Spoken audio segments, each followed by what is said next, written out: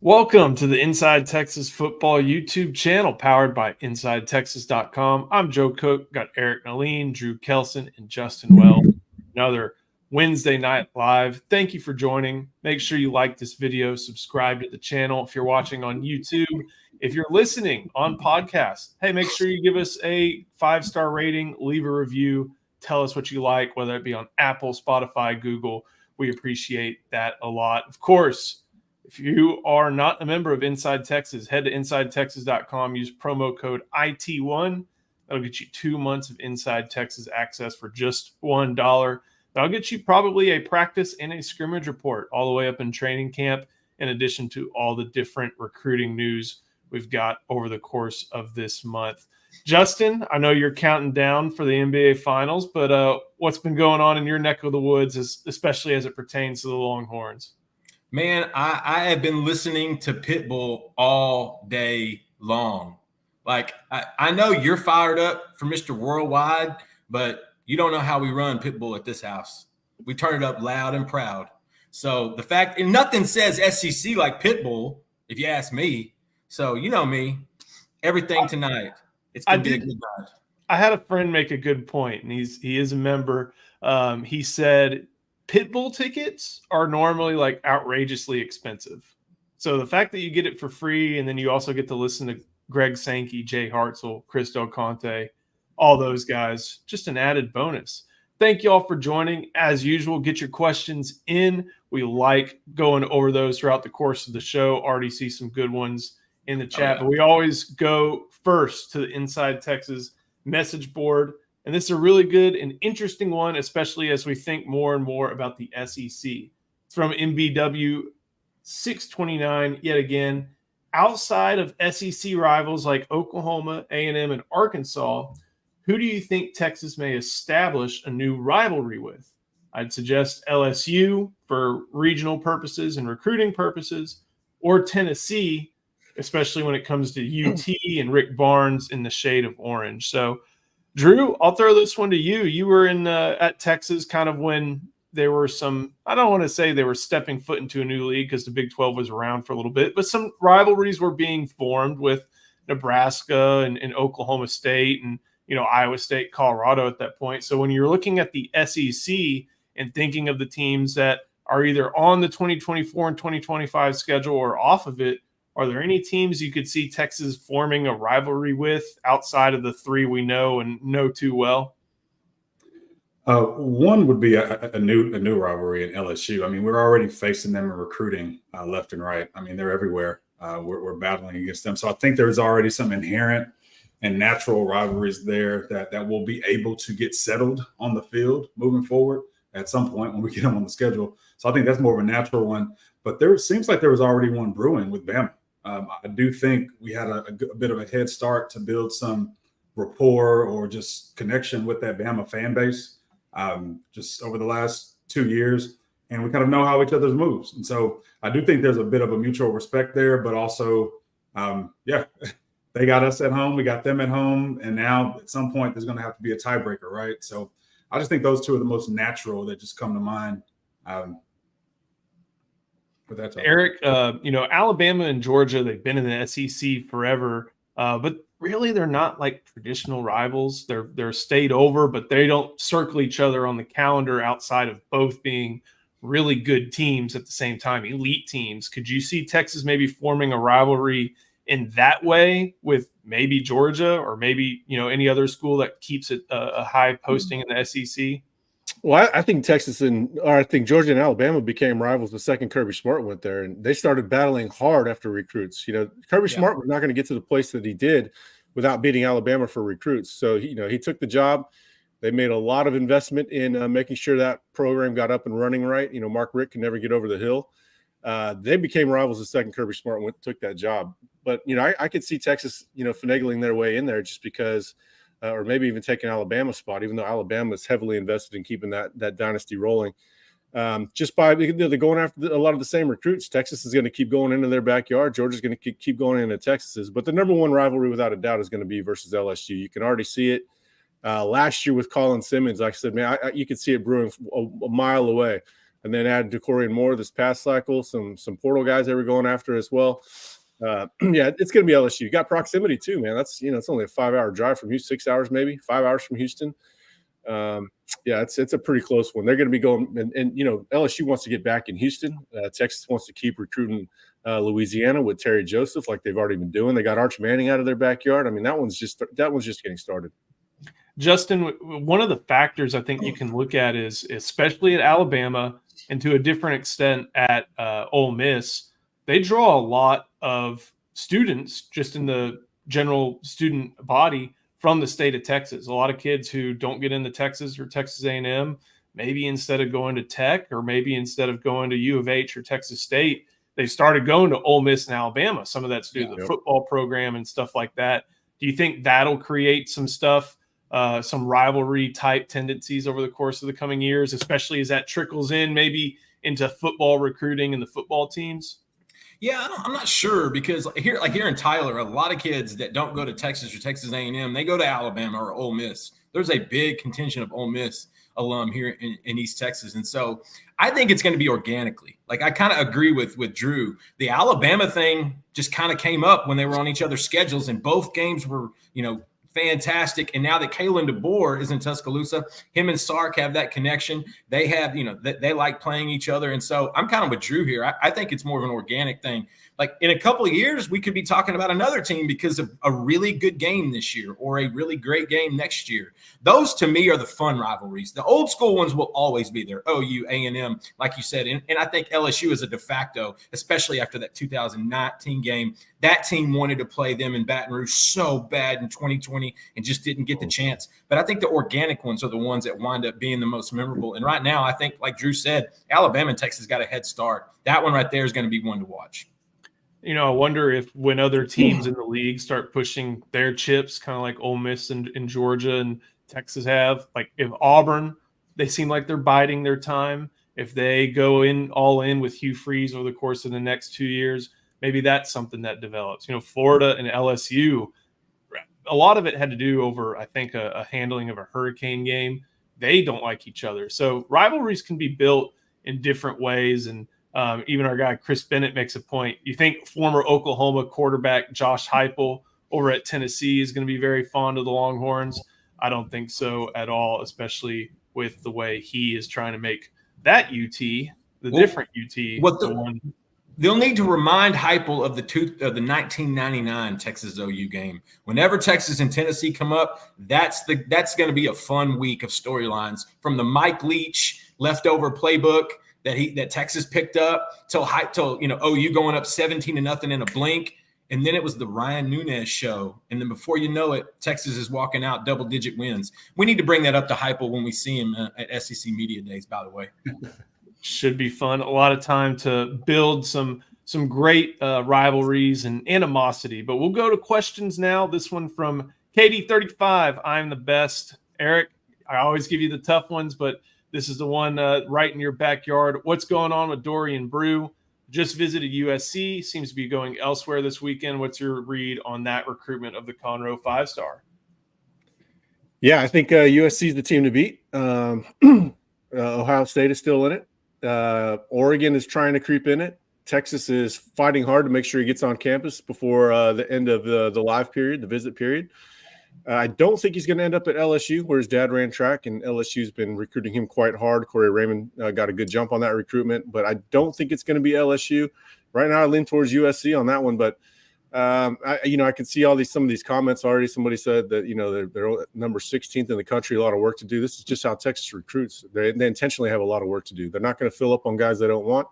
They're going to keep their powder dry for the elites, and even if they miss on a guy, they'll stay after him. They got Wardell Mack last year when he committed to Florida. They've done that a couple times with guys they just stayed on. So they're going to have to do that again, probably at defensive tackle as well. But just sit back, relax, and enjoy it.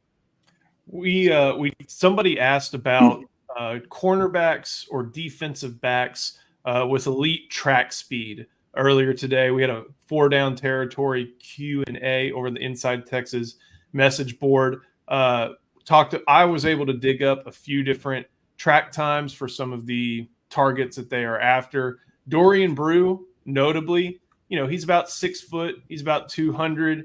pretty thick. You know, that's kind of large for a high school He's a little cornerback. taller than 6 foot, I think. Yeah, he's over 6'1". He's over 6'1" and about 200. He's going to play at 210, 215 pounds maybe. What do you run, a 10.8, Joe? I know he slipped on that coming out of the gates. He got a bad start and still ran 10.8. Of course, his dad's an Olympian. Dad ran 44 in the 400. Dad could get it. Got a gold medal in the relay.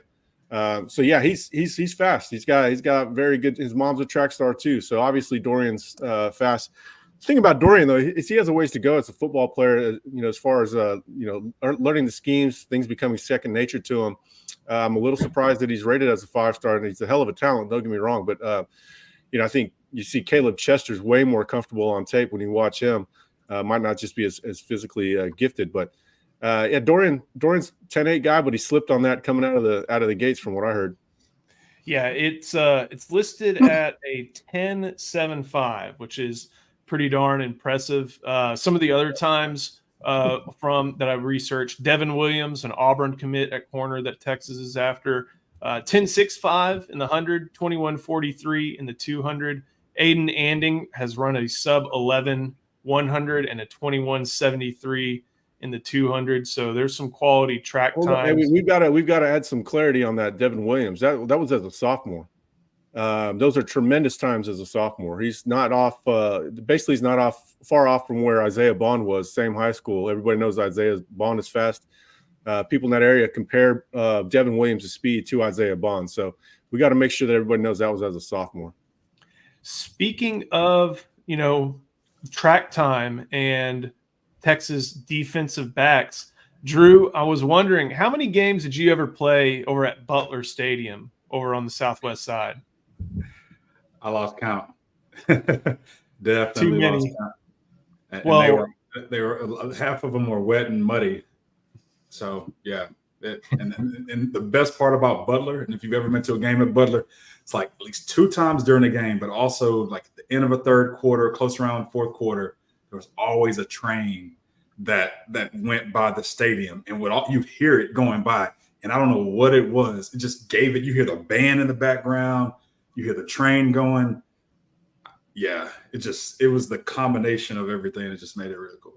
So the reason I ask is Butler Stadium is basically right down Main from Marshall High School. And Marshall is the home of new Texas commit Caleb Chester, committed yesterday afternoon. Eric and I talked about him on this YouTube channel, so go check that video out. But Drew, I'm curious what you thought of Chester and watching his film and seeing what he has put on tape for the Buffaloes. I mean, one thing I always look for, especially at the high school level, you don't want to see a corner not be poised. You don't want to see them not be in position to make plays. And he's just there. He's present. He's there. You see his size, but you don't feel or notice that he can. He looks undersized, but you don't feel it or see it on film. So I definitely want to see how he's challenged just with physicality at the next level. But as far as the cover skills, the footwork, the speed, and everything there, he has it. And he already seems like he's ahead of schedule on just discipline with eyes. A lot of times in college, high school, especially with guys with speed like that, they love to peek. They love to look in the backfield to see just what's going on.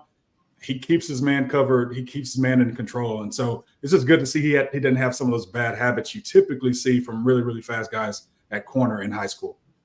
Justin, one of the things that I think stands out about Caleb Chester is there's a lot of man coverage in his tape, a lot of man coverage. And he's going to have to do a lot of different things at Texas. But when you're 6'2", when you're 180, when you're running great track times, and when you're showing off man coverage skills, it gives a lot. It's a lot of what Texas looks for basically in every cornerback they're taking. Yeah, and cornerback can be tough to evaluate sometimes. All the positions have their own, strengths and weaknesses, but corner, sometimes you can just be a really good athlete and put them out on an island and they call it cat coverage. You just cover that cat.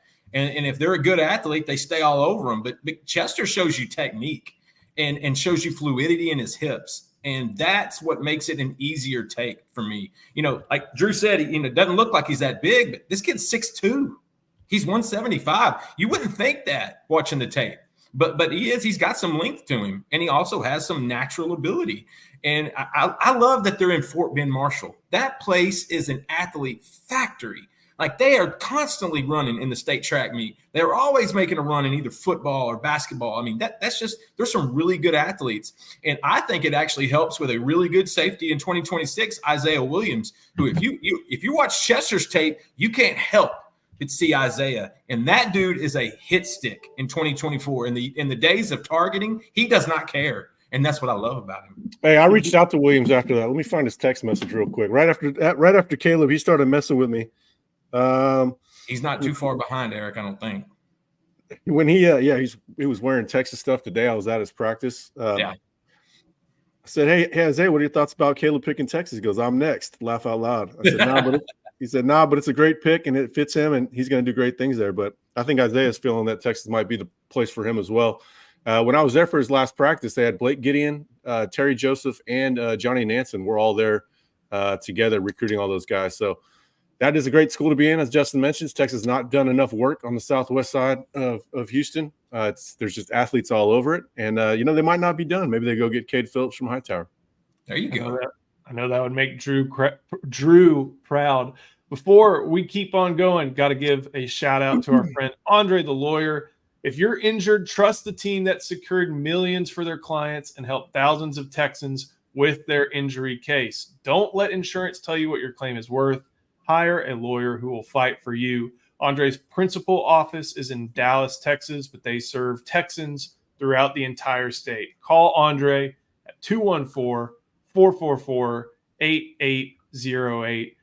Real quick, one more time, make sure you like this video, subscribe to the channel, and also if you're on podcasts, go ahead and give us a 5-star review. We thank you so much for that. Justin, Clay Copeland has a good question for you as we switch to the offensive side of the ball. Is the battle for Decorian Moore between Texas and Ohio State or Texas and Oregon? He's hearing conflicting reports. So what are you hearing on the pursuit of the 5-star wide receiver? Well, first off, I'm not surprised that that's a great question because Clay Copeland is a great human being.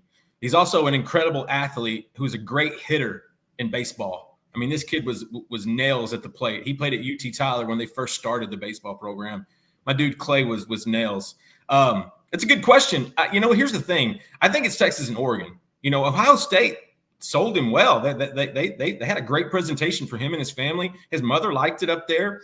I think it might be a little too far, but then again, so would Eugene, Oregon. But I just don't see Ohio State. I think it's Texas and Oregon. I really do think it's going to come down to those two schools. Those are the two, when you talk to him, I think he can see himself playing there. And it's one or the other. It's stay close to home, close to mom, with all the amenities, or go as far away as possible. Go to the other side of the country and play for the Ducks. He's got Rashad Samples up there. Oregon has planted a flag in the state of Texas for years, trying to get some of the better athletes. So I think it's down to Texas and Oregon. I think Ohio State and LSU had a great sell, but I think Moore can envision himself at one of those two schools. And I'm going to stand by this. After catching up with his mother a couple days ago, I will be shocked if that kid does not play in the SEC. I think really a lot of it comes down to that. Playing in the Big Ten in October, November is pure hell, and I think they're very aware of that fact. Pure hell. It's like 45, 50 degrees. Yeah. Hey, we got cold as hell. We got cold Ian as hell. moving out. Eric, you talk a lot about when you're pursuing talented prospects, you talk about consensus building. And when you look at Decorian Moore and Kalik Lockett and even Jamie French, 3 5-stars they would like to add to the class, a difficult task to be sure. Texas is one of the, I think, 2 schools, maybe the only school that's a place where those 3 could see themselves or at least kind of have in common. Because I don't think Lockett has Oregon and Ohio State. I don't think French has Oregon, but Texas. They have LSU in common, but it's consensus building. There's really no such thing as package deals anymore. Or I'm not sure there ever really was. Maybe the Texas City 4. There's a couple other examples, but for the most part, people have their own interests. They're going to follow their own interests, their own incentives. But you can consensus build. You can get guys on the same page, and a lot of times you have to be open with it and just say, "Hey, look, you're all going to get the ball. Here's what I've done before. Here's what I did just last year. Look at all the first-round draft picks I had that coexisted. You don't run from that statement that they're going to have to share the ball, but they're also going to make each other better. So it's up to you to sell it. And if you have a lot of examples like Sark does, it makes it a lot easier.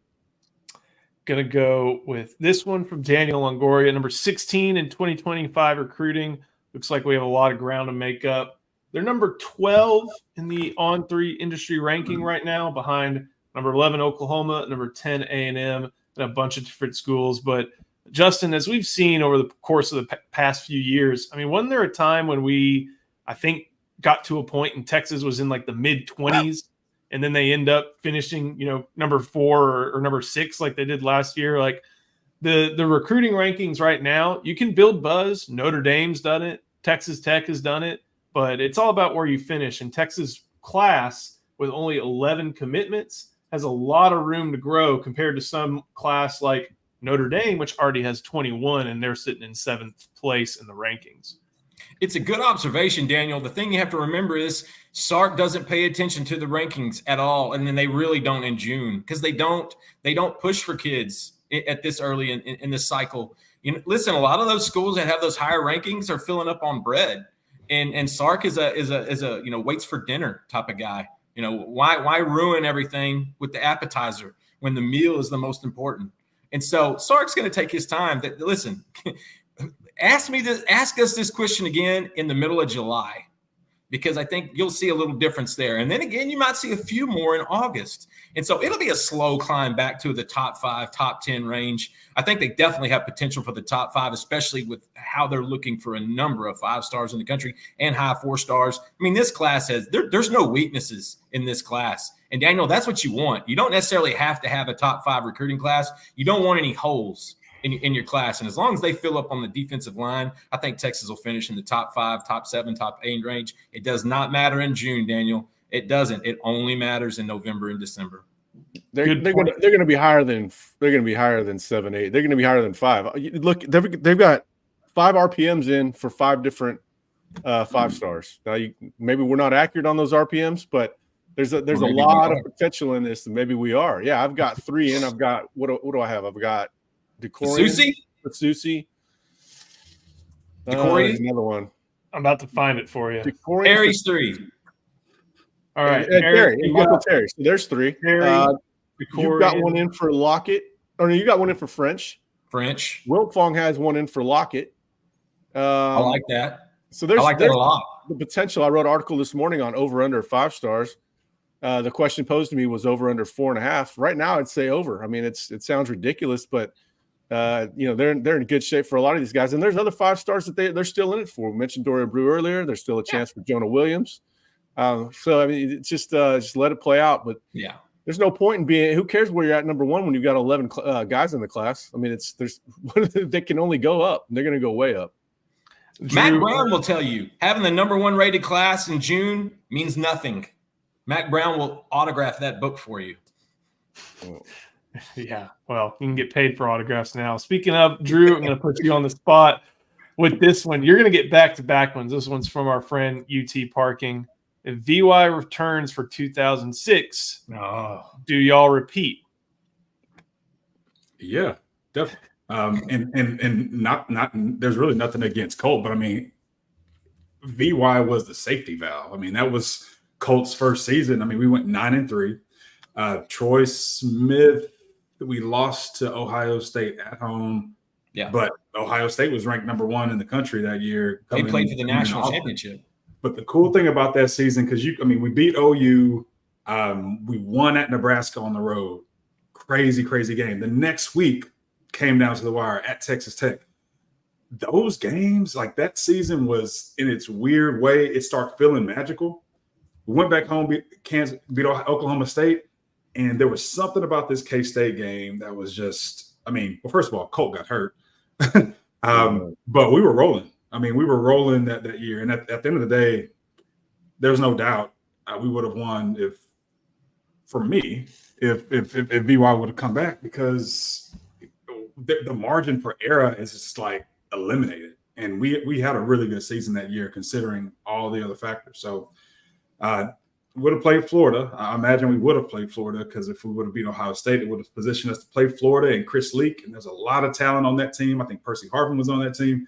Tebow's freshman year. There's VY. I mean, we had just beaten the best team in the whole world the year before in USC. So I don't know. You just can't convince me otherwise. I think it's kind of interesting that you talk about that Kansas State team. That was not Bill Snyder. That was Ron Prince. Ron Prince is 2-0 against the Texas Longhorns. That was the best we ever saw of Jevin Sneed in Austin. Yeah, and I think Texas might beat A&M the next 2 weeks if Sneed is the starter. Just saying. I was watching that game with my mother. I'd been out with friends all day, and I went to watch it with her so she wouldn't watch it alone. And she saw a different side of me when Colt got hurt. Oh man, it's not my proudest moment. And it was on a dumb play at the goal line, wasn't it? Yeah. Wasn't him diving over trying to Yep. at a nice 6 foot, 150 pounds? Great play call. Yeah. One more funny piece of trivia: that 2006. Hey, Kansas I do have State this right here. I did win the Holiday Bowl that year. No, what bowl was this? Alamo Bowl. Alamo Bowl. Remember he threw the wheel route to Jamal Charles. The other bowl that Texas goes to a lot. No river walk. I found my ticket stub from that game not long ago. It may be around here. Daughter, who's very fond of the Alamo Bowl. But there's one little tidbit about those Kansas State teams. Offensive coordinator was James Franklin. So it kind of shows how far college football can move within the span of 2 decades. Was Josh Freeman the quarterback? Josh Freeman was the quarterback. That was his freshman year? Yep. Because, man, that kid had Texas number. Anyways, enough about the Wildcats. Drew, got another one for you. Late to the party. Anybody tell you to stop lying about your shirt? A little bit of a commentary on the NIL situation and environment we live in, but what do you think about this? You better not have George Young money. What the hell? Isn't that the guy from Blow? Yeah, that's the guy that died in the pen. I couldn't be happier that NIL is a thing. And I'm even saying even the real NIL. You know, we can talk about collectives and everything else, but you take it to even women's basketball. Women's basketball is benefiting because we've gotten to know young women in college and watch them go into the next level. So there are so many different benefits to it, but it didn't do anything for me. So I still have to work. And there are several hard-working Longhorns and everything else that, you know, appreciated their education and the degrees that we got and we're using. And I have mine on the wall and everything else, but I could have used a lot more paper. So UT President Jay Hartzell, he was at SEC spring meetings, and he had a very good point, similar to what you said, you know, real NIL. And he had a very good phrase for it. He said, you know, what's the good mustard, referencing Bijan, and then what's the bad mustard when you talk about, I don't think he's trying to say collectives are bad, but it can open up a different environment than, say, just a sponsorship. You know, like, remember, what was the AC, Dakotas Crawford? Like, that's fun.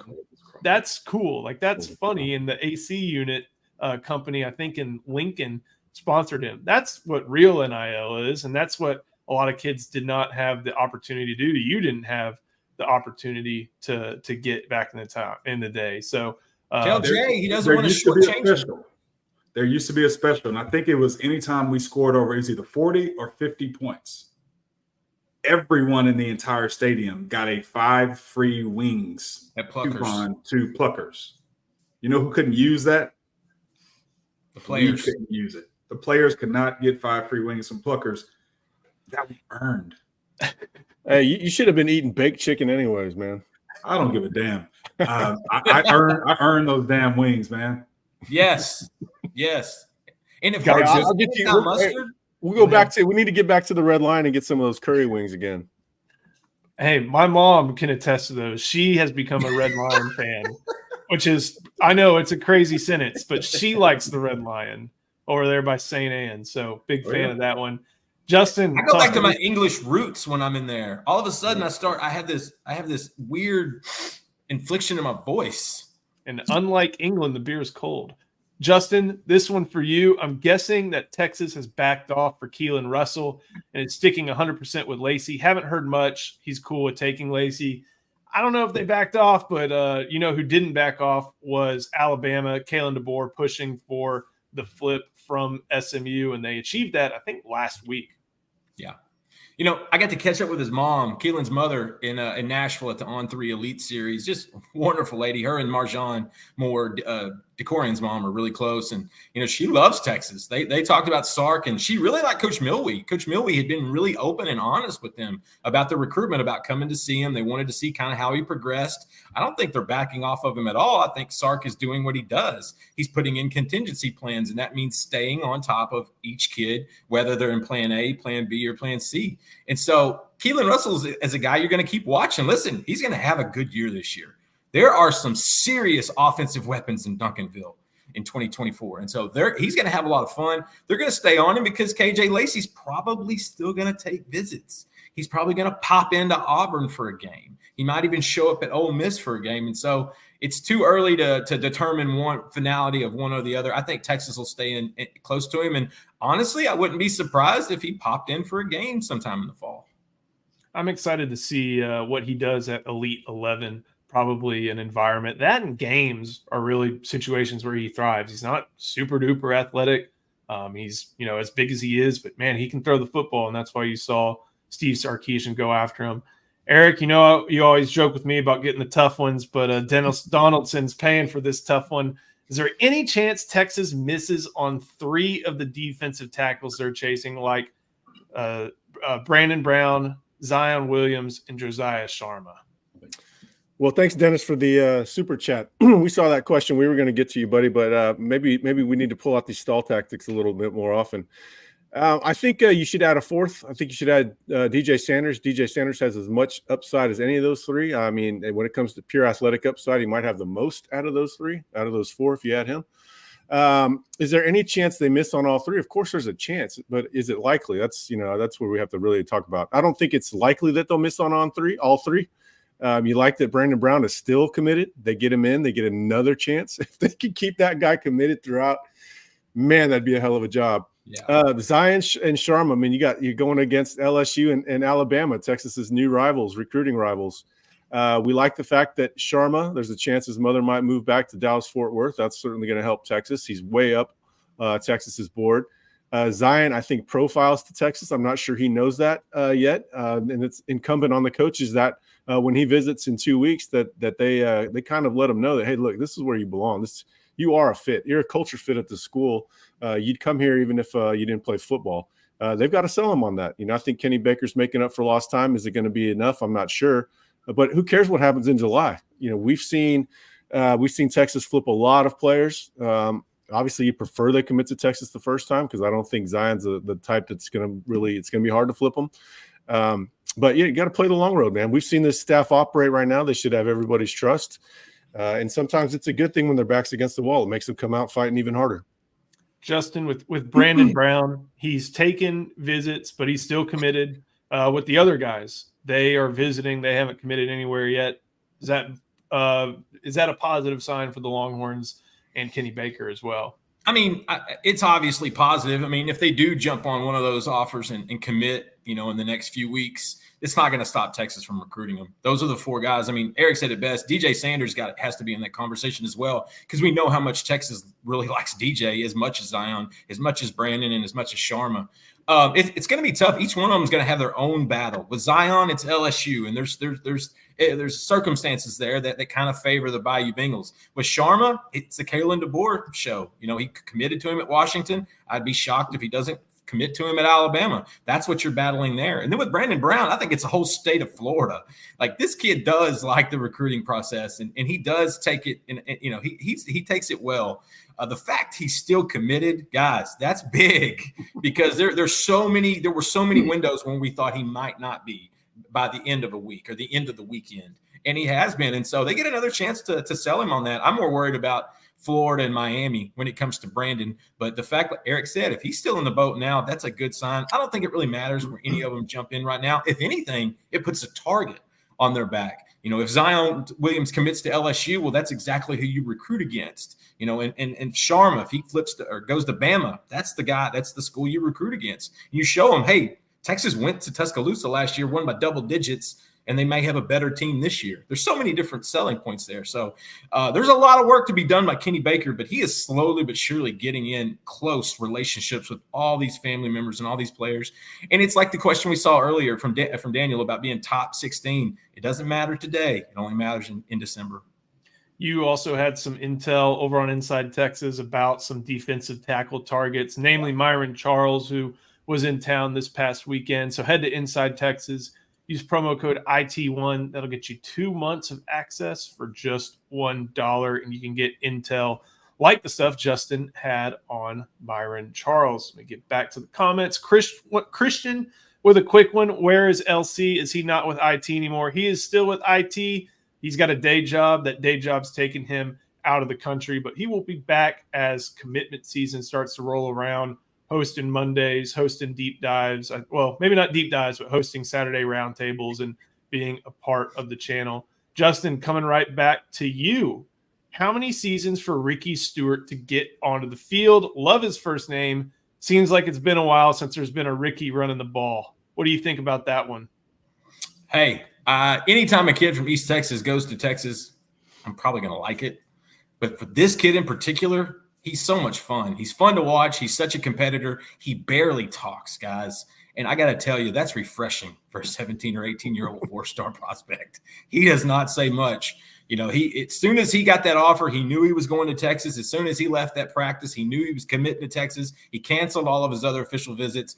It's going to take a couple years to get Ricky on the field. And that's only because Tashard Choice is just knocking it out in recruiting. Every year they bring in 2 guys that are top of the line tailbacks. We're going to see a good dose of CJ Baxter and Jaden Blue this year. And then next year, you're going to have more Jarrett Gibson and more Christian Clark. And so it's going to take Ricky a couple years. But the beauty about that is it's rare when a kid from East Texas actually hits the portal. And I don't think Ricky Stewart's that type. I think he'll get there. He'll dig his boots in and he'll work hard and he'll earn some playing time. And his running style is very conducive to what Texas runs. What about if he's a dog like Trey Wisner? He's on special teams and he makes an impact immediately. Now, I don't know if he's got some dog in him for sure. Wisner is a better athlete. Wisner is an unbelievable basketball player on guard, for on-ball defense at the guard position. Like Wisner could do a little bit of everything. Ricky's more of your traditional back, but again, if he can get on special teams, he will. We saw that in 2015 when Chris Boyd made his debut in South Bend, and he wound up leveling that C.J. Sanders kid on the first punt. And you had a really good tweet, Eric. It was basically when a bull sees red. Well, sometimes these kids in these areas, like Keaton Crawford, they get on the field early with special teams because they got the dog in them. Yeah, Chris Boyd, I think, I compared him to the Ultimate Warrior running down on special teams. Remember how Ultimate Warrior would run to the ring? Madman. If you want it that bad and you run down like that, you're going to play. That's all there is to it. One thing about Ricky, and Justin, you can kind of attest to this, he's got a lot of carries. He has carried the rock a lot as far as some really deep runs for Chapel Hill. I mean, didn't they make the state championships this past season? Yeah. It may not be a bad thing that he doesn't see the field right away, especially with CJ Baxter, maybe Jaden Blue, Jarrett Gibson, all those guys, Wisner, all those guys ahead. It may not be a bad thing for him to just get to be part of the program, but also still be able to contribute on special teams and be someone who uses that athleticism as far as that goes. Looking at some other stuff, Eric, just to kind of do some housekeeping, we are promoting all our Inside Texas stuff. Again, use the promo code IT1. You got some good intel today on 2 top targets from a pretty talented school in the Houston area. Yeah, caught up with people tied in with Tanook Hines and Nick Townsend. Nick Townsend is one of my favorite prospects in the class. Tanook Hines is one of the fastest prospects in the class. They're pushing for Tanook. They might take 4 wide receivers. And then with Nick, he'll be at A&M this week and then UT the following week. But USC is trying to slide in there. and Alabama is all over them as well. So those are going to be some interesting recruitments. Go to Inside Texas for a lot more on those two. Got a good one from Chris Bennett. Thoughts on the game times that Texas posted yesterday? And if I can get this pulled up, I will be able to present those. A lot of the SEC basically shared that all the 11 a.m. games that Texas is going to have and all the different windows that Texas may be playing in. There we go. I think I got this pulled up. So obviously we have the 2:30 game with Colorado State. Michigan, big noon kickoff at 11 a.m. There we go. Surprised you didn't use your tweet as the picture, Joe. I'll let the official account do the work. Basically, we know that Mississippi State and Vanderbilt will be afternoon games. Florida, Arkansas will be 11 a.m. games. And Kentucky, Texas A&M, and Georgia, they could be the afternoon window or they could be the evening window. So, Drew, I'll throw this your way. It's nice. Unfortunately, with the 2:30 start, you're going to get that 160-degree field again. But other than that, I feel like this is a pretty favorable schedule kickoff time-wise as for the Longhorns' first season in the SEC. And the most important month for me when I'm looking at schedule is September. So good thing is we got that burner at 2:30 against Colorado State, but they'll be struggling as well. But then we go on the road to Michigan. So who wouldn't want to break from Texas to go up to Michigan and play that game? So I'm excited for that. But then we come back and we have two really cool tune-up games, which I appreciate because we get our depth and get everything sharpened up. That's 2 night games, and it puts us in a position to where once that 4-game season stops, those first 4 games, we switch gears. And the weather doesn't matter anymore, and nothing else matters anymore. The game times don't matter anymore. We're ready to play ball. There's no more excuses. So I do like this schedule structure just because it's consistent with the way it's been for us in the past, where we get some games to really see what our team looks like before we get into conference play. Joe, yeah, I'm telling you, Texas got lucky with the Arkansas time. You do not want to play that game in Fayetteville at night. The fact that it's 11 a.m., I think very much benefits the Horns. I'm with that one. The Georgia game being flex, I'm kind of curious about that one. That means, again, could be between 2:30 and 3:30, or it could be between 5 and 7. I feel like that's a primetime game. We know that the SEC, when it had its deal with CBS, they always had that 2:30 Central game.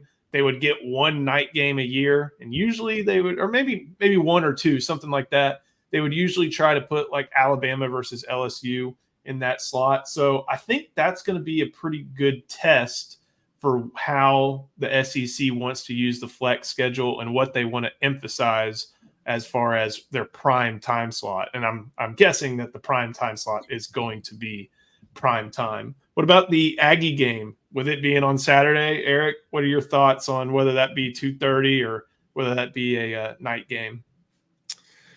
I hope it's a night game. I want it to be crazy. Absolutely. It's my wife's birthday that day. I told her, don't worry, she'll be able to get to the game. I want it to be nuts, bonkers. I don't really care about game times or, uniforms and all that. You just line up and play the game, man. I care about who the opponent is. But I want that return to be as nuts as possible. I'm sure Texas will be ready for it. Cannot wait. Gentlemen, anything else, any other subjects we want to cross out before Justin goes and starts freaking out about Kyrie Irving? I'm good, man. I'm ready. Just looking forward to covering this official visit weekend. We'll have tons of content coming out in the next couple of days. I got an article going out in the morning with Marco Jones, very underrated edge, who I love. Texas is all over. Just a fun weekend to cover. Each one of these weekends gets a little bit better. Gentlemen, if I don't see y'all on video before then, y'all enjoy Father's Day. Thank y'all to all the fathers watching, everybody watching. Make sure you like the video, subscribe to the channel, head to Inside Texas, use promo code IT1. That'll get you 2 months of access for just $1. That'll get you that article on Marco Jones, the one on Myron Charles, the one on the DeCaney duo. Andrew Marsh. He's in the conversation. Y'all need to read that story. All the different stuff that we have posted in the past few days and that we'll post in the coming days. So, gentlemen, thank y'all. Appreciate it. We'll see you next time on the Inside Texas Football YouTube channel powered by InsideTexas.com.